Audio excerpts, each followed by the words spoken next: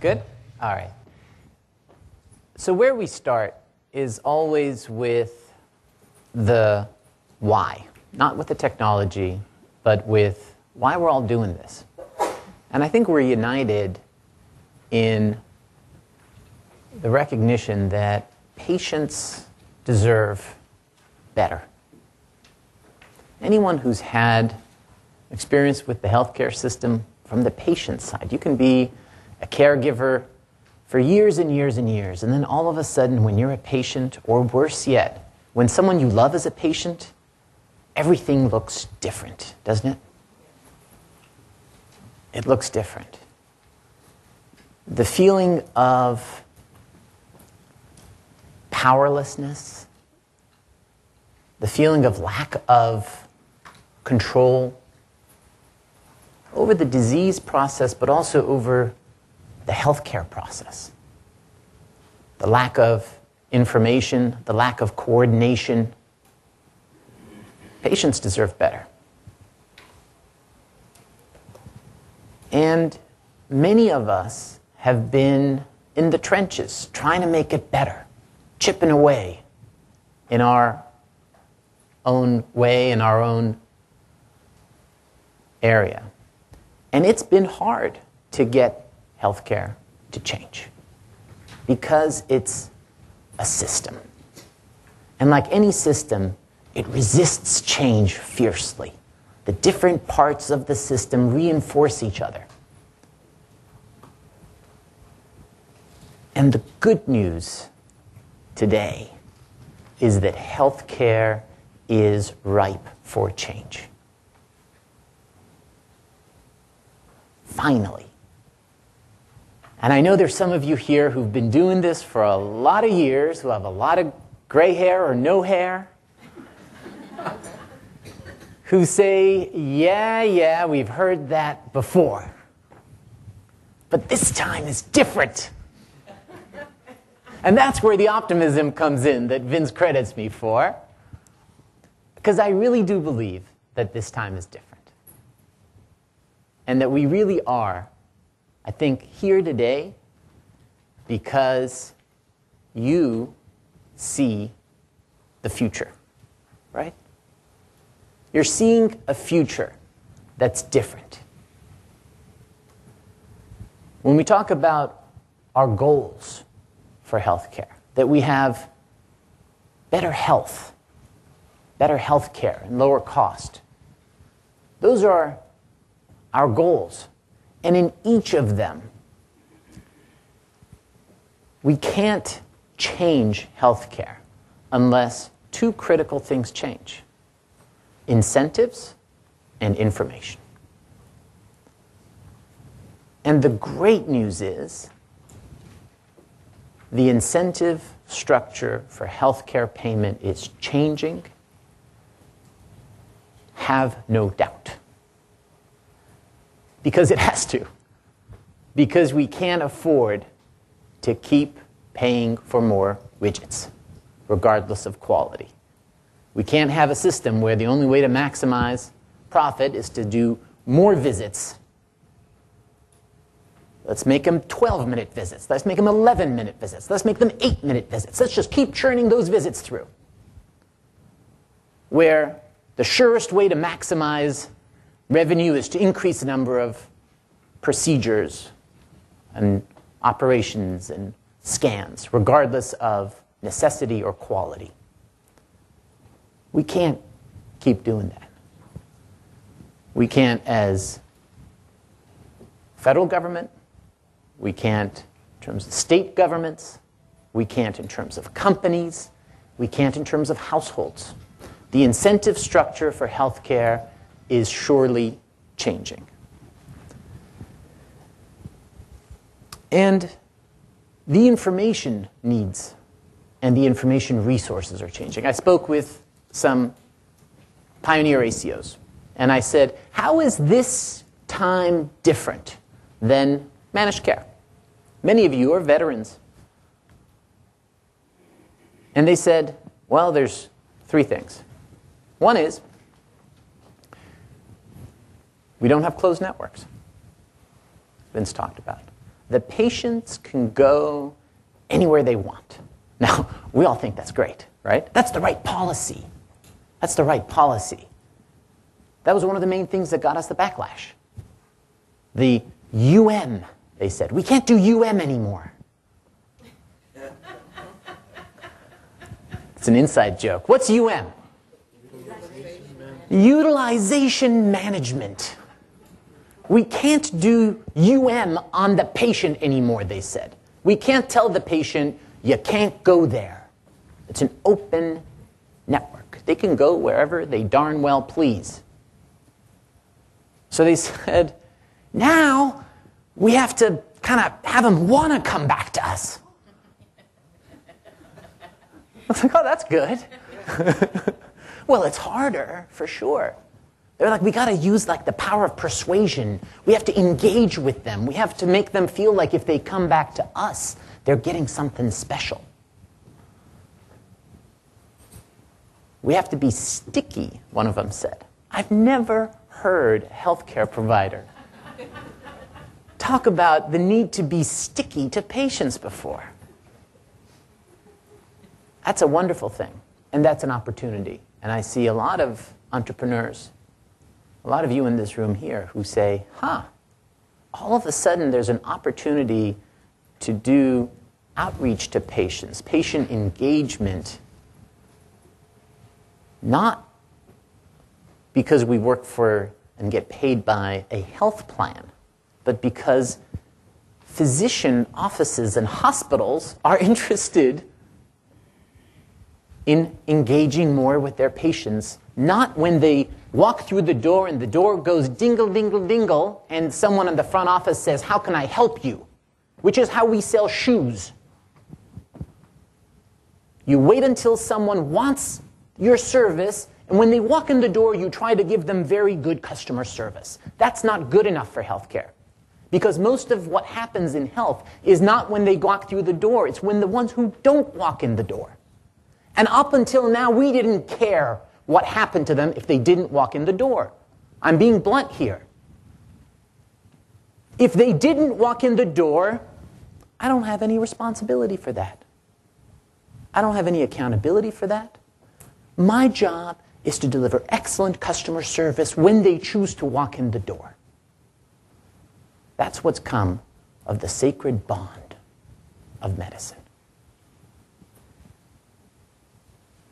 But what about the people who didn't walk in the door? And that's what's changing now. Is I hear hospitals, integrated delivery networks, physician offices talking about population health management. Have you heard that term? Are you trying to figure out what the hell that is? A lot of people are. And it's a wonderful thing. And it means, fundamentally, we care about the denominator. The denominator. The cohort. All the patients. And then we have the tools to say who didn't walk in the door. Who didn't walk in the door? And to do that, you need information. You can, if you want to wait till the person dingles the door and then go pull their chart, you can do that great. You can go pull the chart when they walk in the door. But how do you look at a room full of paper charts and say, would anybody who has diabetes, whose last A1C was more than 9, who hasn't been seen for 6 months and is not on insulin, please identify yourself? You can't do that. Or maybe you can do it for one thing, have a registry and index cards for one thing, but what about the next thing and the next thing and the next thing? And when Vioxx gets recalled, what are you going to do then? Population health management. And that's what the ACO said. Gave them hope, is that they have tools now that they never had before. But we're going to have to go beyond doctors and hospitals and electronic health records and health IT. Right, Vince? It's critical. It's, I believe, the meaningful use of those health IT systems is absolutely the foundation for everything that our new delivery system is going to have to do. You're going to have to improve quality of care, things that matter, right? Because payment's going to be tied increasingly to how well we're controlling the denominator of all people with high blood pressure. How many of them have it under control? It's 50% right now. 50% right now. Coin toss. If you have high blood pressure, whether your blood pressure is well controlled is a coin toss in most of American healthcare. Not in the institutions that do population health management. And they're not all fancy either. Been in some public hospitals who do this very well. That's meaningful use. Decision support, quality measurement, registry functions, that's meaningful use. Engaging patients by giving them their instructions when they leave. Okay. This has turned out to be one of the hardest meaningful use measures. Give the patient a copy of their information when they leave, or make it available to them soon after they leave. And the fact that although some healthcare institutions have been doing this for a decade or more and have reoriented their workflows to make that a critical part of the communication with the patient, because we all forget. I talked to my dad and I said, "You went to the doctor yesterday?" And he said, "Yes." And I said, "What did he say?" And he said, "I don't remember. I didn't really understand it." That's not fair. And if I hear one more person saying, well, people have to show more accountability for their own care. And when we don't give them the tools, we don't give them the information to be accountable and responsible, I'm going to get mad. So that's all good. We have to use technology as a way to give healthcare providers the tools they need, the information they need to prosper in the new payment environment. That's meaningful use. That's great. And patient engagement and care coordination and improved quality are all a part of that. But there's a whole other side here, which is incentives and information for consumers that has people really excited. And nowhere more so than here on the West Coast. And that's what I love about coming out here and seeing the companies, the entrepreneurs, the venture capitalists, the healthcare providers who can see the future on that side. That if patients have the incentives, which they certainly do in terms of literally skin in the game,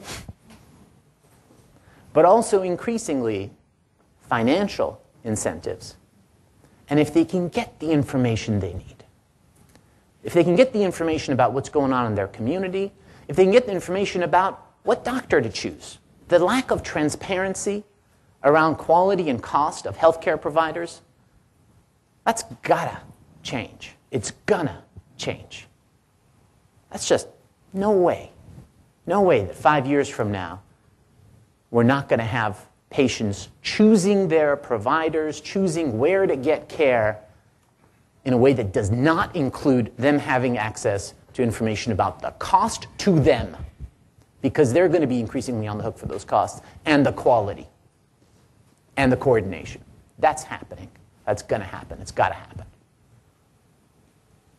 But also, they need to have information about themselves. They need to be able to get the information about themselves, whether it's from their devices or from their healthcare providers. And I love the example that you raised about healthcare in India.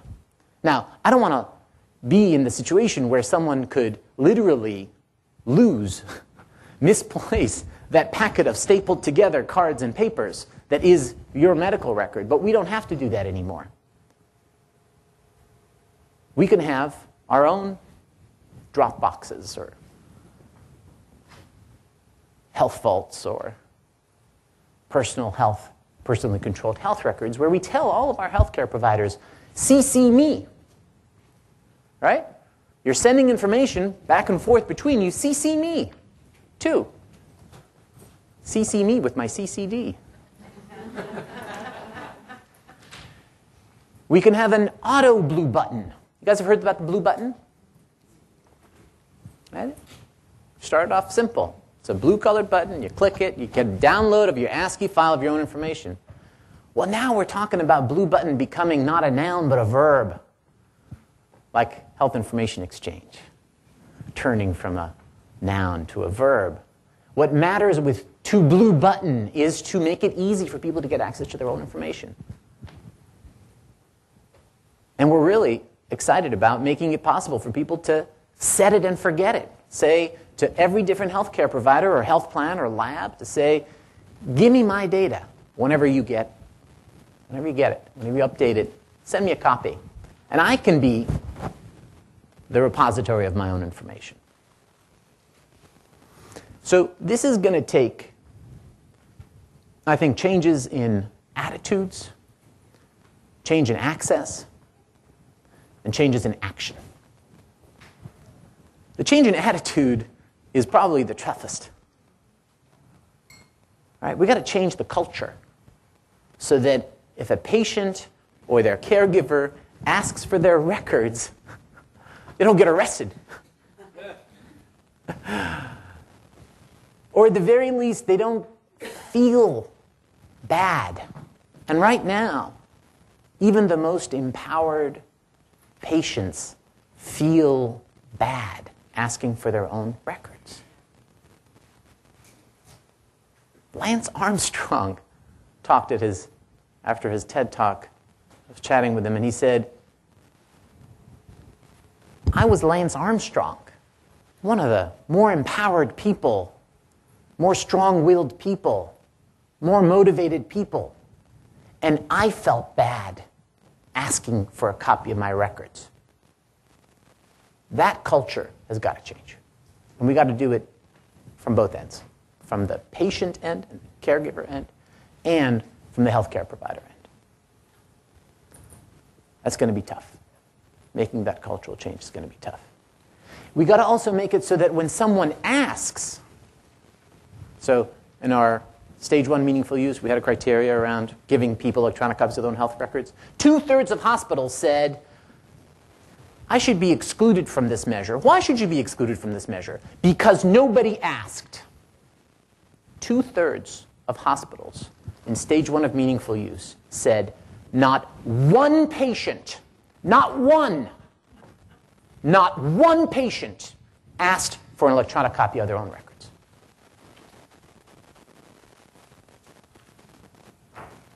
So you got to ask yourself, did you tell them that it was available? Did you put it in your workflows? Did you encourage it? Did they even know? And you got to ask the question, on the other hand, why not?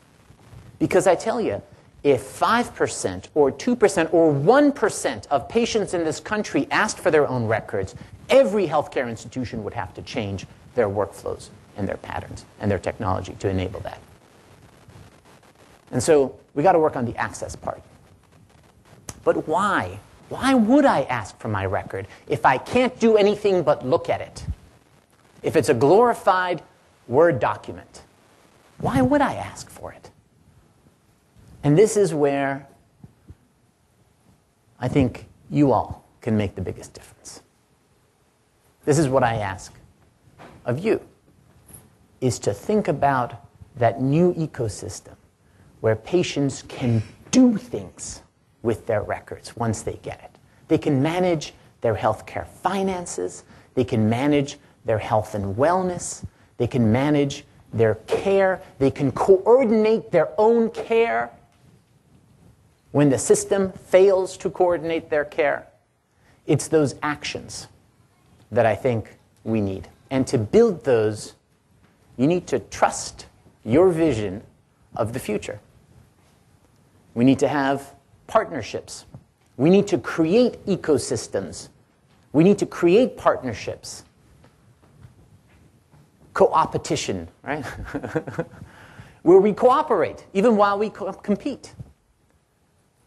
And one of the greatest things that I've seen has been when entrepreneurs say that, well, there's like 2 or 3 other groups here in the Valley or here in San Francisco or on the West Coast or in the country doing what we're doing, and we wish them the best of luck. Because it can't be just us trying to do this. We're trying to change the system as a whole.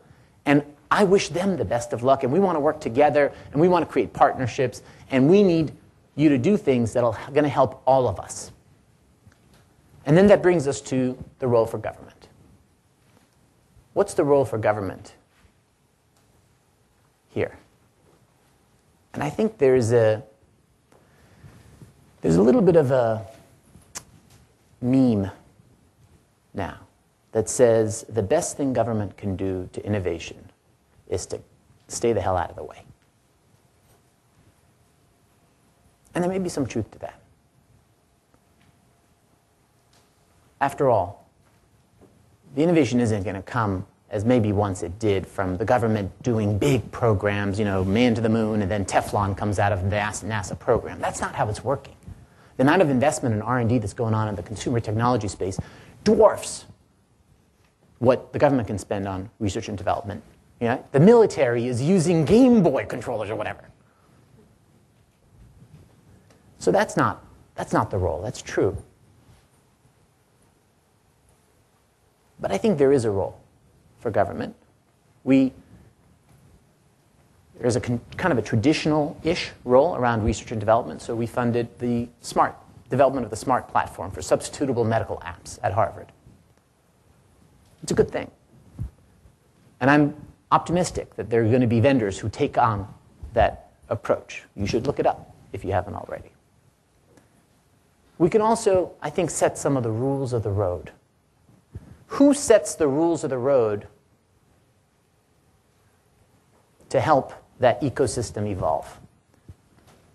It's kind of 2 options, as Vince said. One is you get a dominant player, and whatever they say becomes the de facto rules of the road. Right? The API that the dominant player sets, that's how everyone's going to do it. Who's going to determine who wins between VHS and beta? Whoever gets the biggest market share. How long is that going to take? Too long for our patients to wait. Too long. We could wait until there is a dominant killer in the marketplace and they set the rules of the road. I wouldn't want to wait for that. So that's one thing that government can do, is help set the rules of the road. I was speaking to 2 CEOs, one of a medium-sized EHR company and one of a startup. And I asked them about the work that we do around helping create consensus around standards for interoperability. Right? How should we use the internet to securely exchange health information? What's the content? What's the vocabulary and terminology to be used? And the CEO of the EHR company said, "You're adding no value. Big deal. We build interfaces. I got 60 interface engineers. They're really good at this stuff. Big deal." And the small company CEO said, "I don't have 60 interface engineers. I don't want to spend my startup money on hiring 60 interface engineers. I want my engineers to be focused not on the commodity side of this, which is the pipes to move the information back, but I want them to focus on the user experience. I want to focus on the usability aspects of it, not on the plumbing." So government setting those rules of the road around standards. Government setting the rules of the road around patient access. Right? Do patients indeed have a right to their records? How do you think that happens? It's called regulation. Right? If someone doesn't give patients access to their records, Leon Rodriguez, tough guy, former prosecutor, head of the Office of Civil Rights, will come down on them like the wrath of God. I am absolutely serious, he will.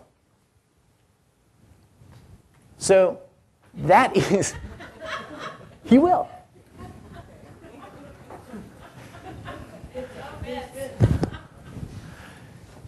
So there are others, app challenges and competitions.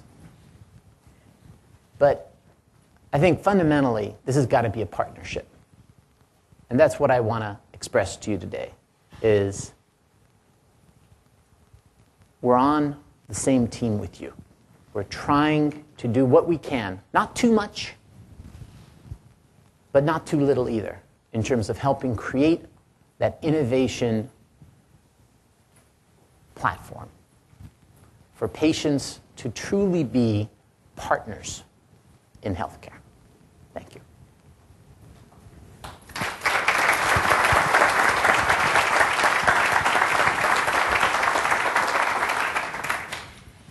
We should have time for questions. I love Q&A. Yes? In terms of the role of government and regulation, we all don't like regulation. You think until you need it.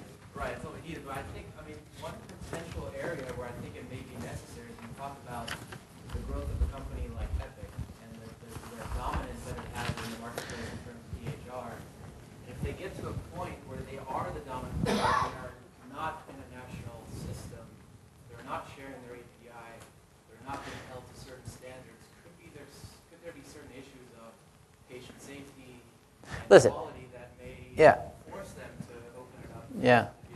So we have regulatory processes in place, and it's not out of ONC, it's Department of Justice, that look at anti-competitive behaviors. And we are so far from that in terms of market dominance. One. Two, there's a fair amount of Epic fear, bashing, whatever. I actually think that they ultimately are going to respond to the market like everybody else does. And what the market is asking for today, at a higher and higher and higher pitch, is interoperability. Right? Any Epic customers in the room who really care about interoperability, say yeah. Yeah. Right? And ultimately, like any company, they're going to have to respond to their customers. And they have some of the most powerful healthcare providers in the country. And those healthcare providers, if they want their ACO strategy to succeed, they're going to need to share information. And I actually think that the leadership of the company gets that. And they are moving in the direction of saying, it's not our proprietary standards, we want to use the national standards. And if anybody else uses the national standards the same way we've implemented them, we can exchange information with them seamlessly. It may not be the full Monty of how we will, but if you do it within our system, it'll be better. Okay, that's okay. That's okay. But there will be, I believe, when we get the next year, basically, when the 2014 edition certification criteria are established and when the basic building blocks of interoperability are in place, I think we're going to see a hockey stick curve in terms of data liquidity out of every EHR, including Epic. Yeah. Thanks, Farzad. Greg Masters, ACOWatch.com. I can't resist, but there's a House subcommittee approves bill defunding the Agency for Health Quality and Research Quality. The House Appropriations Committee voted Wednesday to go ahead with a controversial bill that would cut $1.2 billion from the Department of Health and Human Services, while also eliminating all funding for the Agency for Healthcare Research and Quality. You have a comment? Last time I checked, in order for something to become law, the House has to pass it, the Senate has to pass it, and the President has to sign it.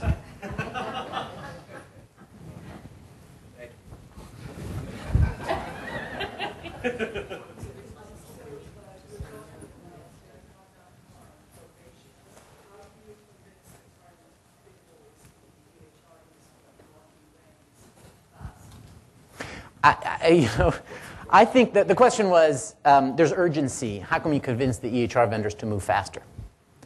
And I got to tell you, the sense I get, and we're listening, and we're listening not just to the vendors but also to their customers, is that they're pretty. They feel the urgency. They're feeling the pain of change. They are working really hard, and in some cases, right, you can't have a market without some people doing well and other people doing not so well. And the companies that are going to do really, really well are going to be the ones that can adapt and change faster. I don't think that means that we slow down the speed of change to that with which the slowest, worst vendor can cope, right? But on the other hand, we're not going to ratchet up the speed to the point where everybody drops off and all their customers end up being stranded. So that actually is one of, when we talk about policy making, there are really, really difficult policy questions like unintended consequences and secondary effects of well-intentioned policies. That's a really tough one. The less tough one, honestly, is the regulator speed. Do you pull it out and give it a lot of gas, or push it in and slow things down, right? That thing, I think, we just have to tune it based on listening to people and making sure that we're pushing people to evolve as fast as they could possibly can evolve, but not so fast that people drop dead. Yeah. Susan Hall, I was Hi, really Susan. struck with your comment about the people said no one has ever asked us for our records. 2/3 of hospitals. And I was wondering, would it be an interesting kind of tipping point of working with nurses to try to get them Yes. engaged in their consumer health as a way to model it to patients? We love it. But what if we had a sort of stand up and ask day Yes. for all of us? Yes. All physicians, Yes. all nurses. 3.1 million nurses ask for their records. Oh, one day. Yeah. What if we did it broader than that? Oh, I love it. And this I love it. Your video challenge, what's Yeah. in my record? Yeah. But thinking What's in your record? Well, yeah, what's in your record? Like an ask and what's in your record, and then a sense-making conversation. Because I love it. think we're part of the solution Yes. to accelerate the innovation. Yes. And when we can't even make sense Yes. of our own records, Yes. and we're healthcare professionals. That's a great idea. It's really serious. I love it. And a stand-up. I love that. Yeah. The average, we did a little study with NORC, and they found that in the sample that they did, the average medication list contained 2 errors identified by the patient. What's in your record? Yeah. Yes. I love your vision about population health management and caring about the denominator and recognizing that a lot of what actually forms health happens outside of the one-on-one encounter with the healthcare professional. But when I look at what's happened in public health and the steady degradation of funding for public health, it really seems to contradict this notion that we're moving toward really appreciating and understanding the value of population health management.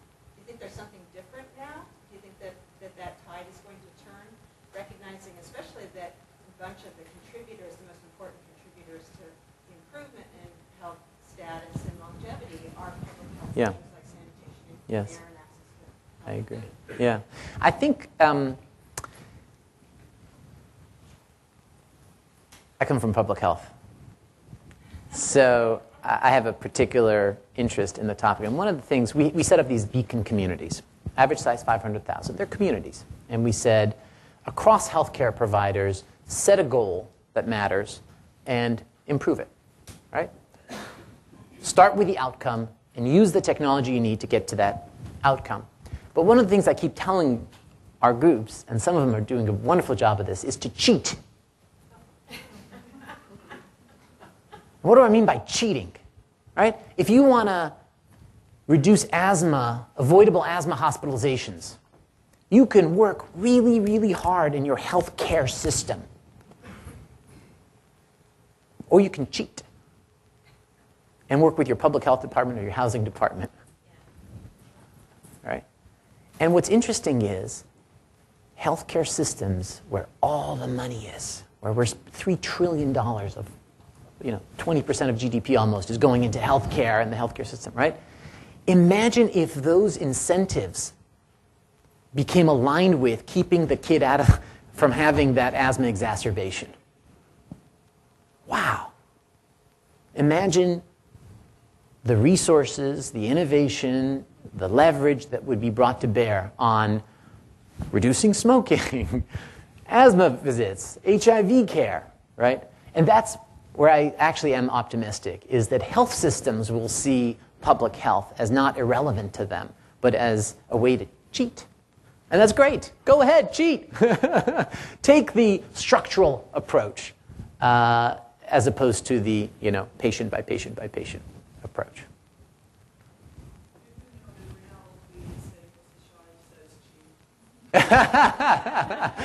Please, context. Please. Yes. Marshall Owen, I really appreciate your comment about the fact that the electronic health record, why people are not asking for the electronic health records is because it's like more like a PDF, non-editable PDF rather than even a Word document. And we need to work on increasing the value of that record. Yeah. That would increase engagement of the patient, their caregivers, as well as other care providers like Hometown was a key component that was identified by a roundtable that was held at ONC was a shared dynamic care plan. Yes. It includes patients' Yes. preferences, Yes. a summary of the overall status of the individual, Yeah. health, cognition, Yeah. functional, Yeah. as well as who the care team is. Yes. the care Yes.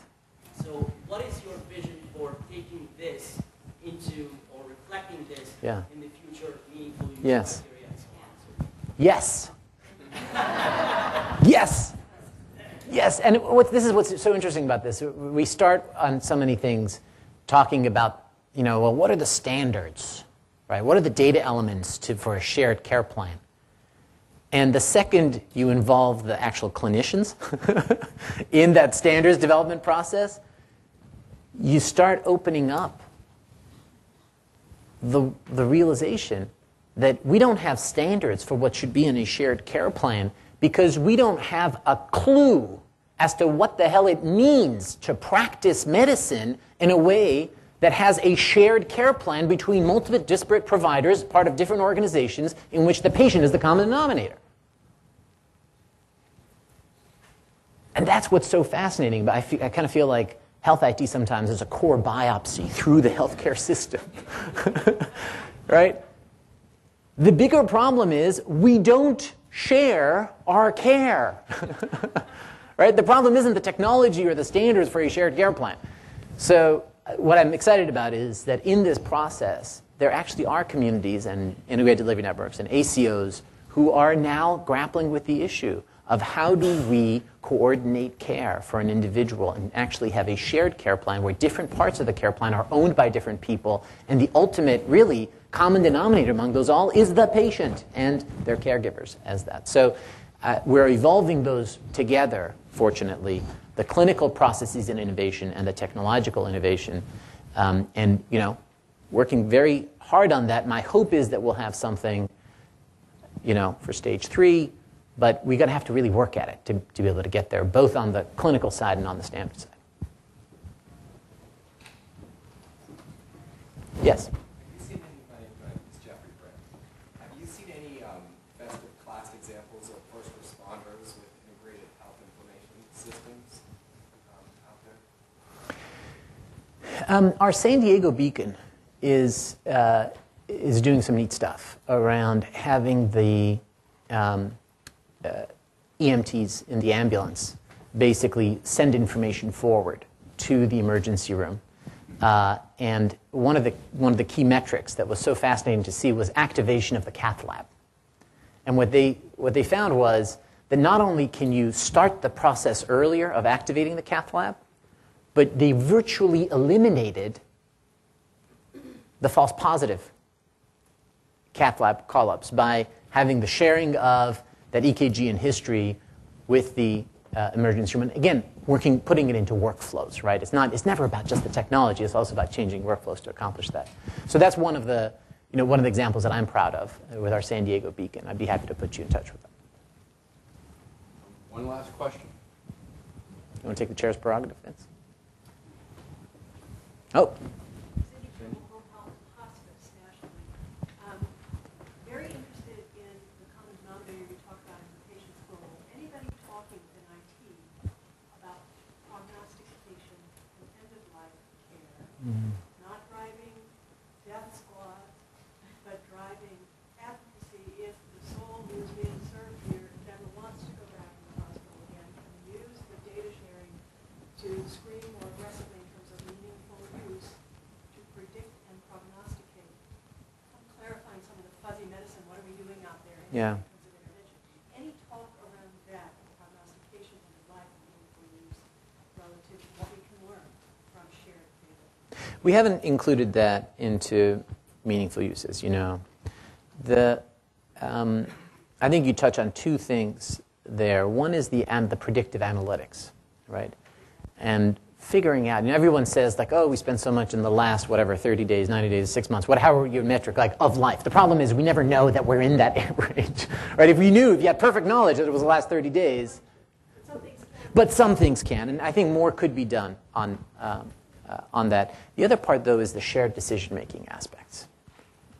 And, so many people, we had a case in my family where someone was pretty clear they did not want to be resuscitated, and then there was a medical error, and the hospital then resuscitated her. Yeah, and there was another very painful period after that with very low quality of life. But more and more, the research is pretty clear that when patients are engaged in sharing those decision making, they don't always choose the most expensive, the most painful, the most intensive treatments. So part of where I think we have to do is really respecting the individual and engaging them in that decision-making process as a whole. It's more culture probably than technology. But I hear you. Farzad, we will thank you, and let's give a big hand to Farzad to show that. Thank you.